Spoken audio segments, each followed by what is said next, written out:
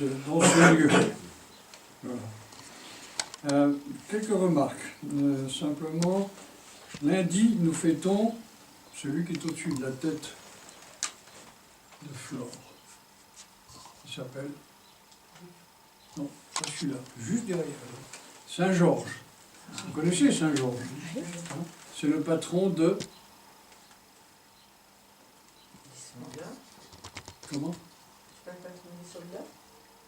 Donc il fut soldat, ça, bon, oui, j'ai regardé. Non, il est le patron de la Grèce. Il est le patron de la famille royale d'Angleterre.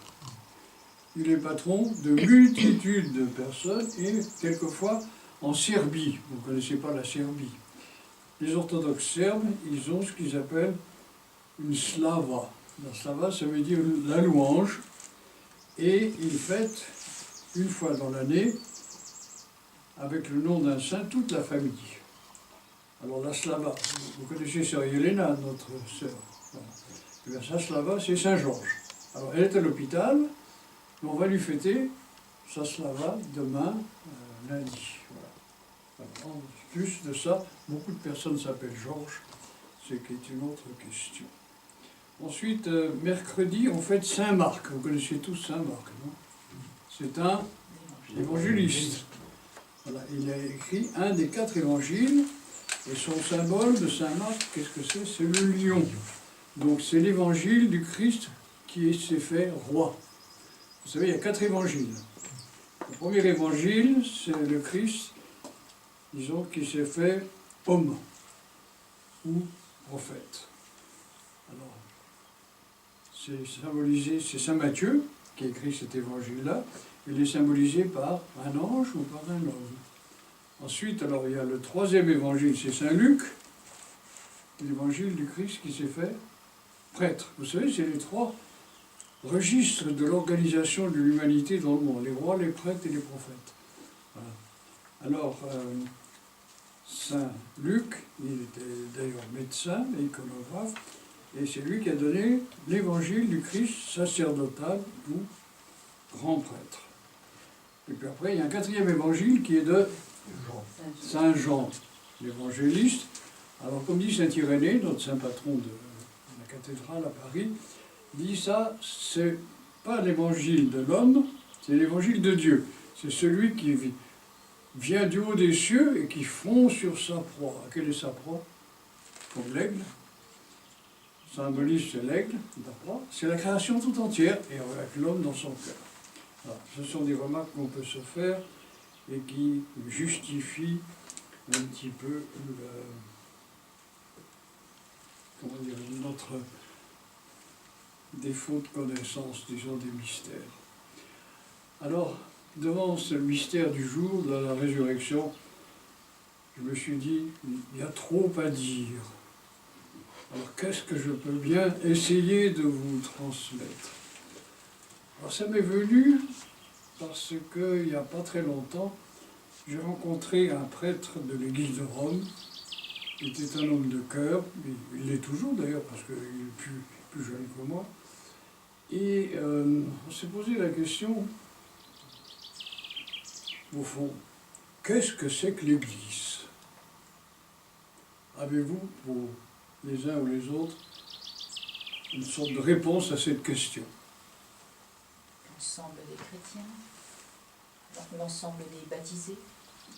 Oui, mais ça ne pose pas le fond de la question, ou posons-la autrement, pourquoi est-ce que le Christ a créé cette société spéciale qu'on appelle l'Église? Bon, on a l'habitude de la pratiquer un peu, mais pas vraiment de savoir à quoi elle correspond. Alors, pour répondre un peu à la question, il y a une possibilité, la suivante. Sur le fond, c'est quel est le rôle de l'Église? Qu'est-ce qui lui est assigné? C'est d'engendrer. Vous savez, comme une femme qui engendre, vous avez tous engendré, mesdames. Hein? Ah oui, vous avez dit 3 filles, 5 garçons. Bon, toi aussi, tu as une fille, etc. Toi, tu n'as pas engendré encore. Non. Ça peut venir un jour, peut-être. Mais pas forcément physiquement. Parce qu'on peut engendrer de toutes les manières, psychiquement, spirituellement, etc. Alors, l'Église, eh bien, qu'est-ce qu'elle est? Quel est son rôle? De engendrer les hommes à quoi? À la vie divine. Vous avez entendu un évangile où le Christ parle d'engendrement. Il dit un peu de temps, vous ne me verrez plus, un peu de temps, vous me verrez, mais pendant que vous ne me verrez plus, vous serez dans la tristesse et vous aurez des douleurs, comme la femme qui est prête à engendrer l'enfant. Et aussitôt qu'il est sorti, qu'est-ce qui se passe? Les douleurs sont oubliées et vient la joie. Je ne sais pas si c'était votre cas, non? Moi, j'ai pas eu mal. Je ne vous dis pas que vous ayez eu mal, c'est pas nécessaire. Voilà. Mais c'est fréquent. Mais quand l'enfant est arrivé, vous étiez contente, non? Tu n'es pas contente de... Ah bah si. Ah, voilà. Alors tu vois, alors derrière, l'engendrement, etc., on entre dans un monde nouveau. Eh bien, l'Église est, comment dirais-je, porteuse de quoi? D'une vérité à vivre et à engendrer. Et quelle est cette vérité à vivre? C'est que Dieu est devenu homme pour que l'homme devienne Dieu. Alors, il est devenu homme, et qu'est-ce qu'il a fait quand il est devenu homme? Eh bien, il a restauré la dignité de la nature humaine, c'est-à-dire il a traversé, il a brisé la mort, et il a rendu l'homme vivant sous tous les registres. Vous avez remarqué, quand la mort cesse dans le monde, ça arrive quelquefois que la mort cesse, non? On fait des grandes guerres, on tue, on tue, on tue, on tue. Puis à l'extrémité, ça se résout, on ne tue plus, et qu'est-ce qui se passe? Une immense acclamation. Enfin, c'est la dernière fois qu'on a tué.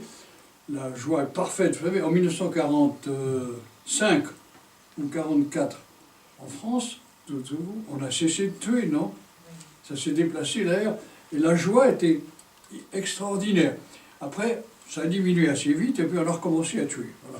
Mais vous voyez, il y a des moments ici où tout d'un coup, dans l'humanité, on sent qu'on sort de ce cauchemar, disons, de la douleur de l'enfantement. Et vous pouvez très bien prendre les guerres et toutes les douleurs du monde, et qu'elles soient physiques, qu'elles soient psychiques et qu'elles soient spirituelles, comme la préparation du monde nouveau, c'est les douleurs de l'enfantement. Je ne sais pas si vous suivez ça. Regardez les tensions de l'humanité. On en a plein en France en ce moment. On crie, on passe, on hurle. Voilà, on cherche des solutions pour tout. Qu'est-ce qui se trouve derrière? C'est pas le fait même de l'Église, c'est le fait de la création. C'est que l'homme aspire, disons, à résoudre toutes les contradictions et, disons, l'emprise de la mort sur son être, sur la civilisation, sur la culture, sur tout. Eh bien, le Christ est mort. Ça, c'est encore une autre question, mais on en parlera peut-être quand on aura un peu bu tout à l'heure. Bon, excusez-moi du temps. Mais, disons, pourquoi il est et comment il est mort. Mais surtout, disons, à travers toutes ces douleurs et souffrances, derrière, qu'est-ce que vous voyez poindre? Le monde nouveau. La résurrection universelle, c'est la préparation du monde nouveau. Je ne sais pas si je me fais comprendre, mais mettez ça dans votre cœur. Et puis, vivez non pas en fonction des slogans extérieurs, et même des slogans intérieurs, mais vivez en fonction du projet divin pour le monde. Et quel est le projet divin pour le monde? C'est que l'homme devienne Dieu. Et puis c'est pas une fiction, c'est pas un symbole. La divinisation de l'homme, c'est le but divin. Seulement, ça ne peut venir que si l'homme accepte. Et toute la difficulté de l'histoire, c'est que Dieu a donné à l'homme la liberté pour qu'il puisse accepter librement. Quelque chose qui n'est pas accepté librement, ça vaut rien, c'est la tyrannie. Mais par conséquent, alors, dans la résurrection se trouve la découverte de la liberté originelle qui est, disons, celle de la créature humaine. Voilà pourquoi il est dit, tu as lu ça? Ah non, c'est vous qui avez lu ça. Soyez soumis à vos maîtres, aux bons et aux mauvais. C'est le fait que l'homme se soit séparé de la vie divine à l'origine, puis s'est écoulé dans l'histoire et s'est soumis à des maîtres extrêmement nombreux. Alors, de temps en temps, il dit « Oh, il ne vaut plus rien celui-là, on fait une révolution, on change de maître. » Ça ne vaut pas le coup. Comment? Non, parce que c'est un peu ridicule. Voilà. Alors, par conséquent, il dit voilà, « Soyez soumis, parce que vous êtes ainsi libre par origine, soyez soumis à vos maîtres, quels qu'ils soient, au moment où vous vivez. Et puis derrière, vous verrez surgir la résurrection universelle et, disons, la préparation du monde nouveau. » Voilà. Donc, c'est pour ça que le Christ, souvent, on prend dans l'Évangile, et puis, par exemple, il va aux noces de Cana. Bon, il se soumet à ce qu'il trouve. Hein. On boit beaucoup. Alors, comment on a passé? On n'a plus rien à boire. À la fin, le mystère apparaît par derrière. C'est un petit peu... Toutes les choses de la vie sont comme ça. Il y a une sorte de préparation de la transfiguration du monde à travers les actions, même quelquefois les plus horribles que le monde puisse mettre, disons, dans son existence. Christ est ressuscité. En vérité, il est ressuscité.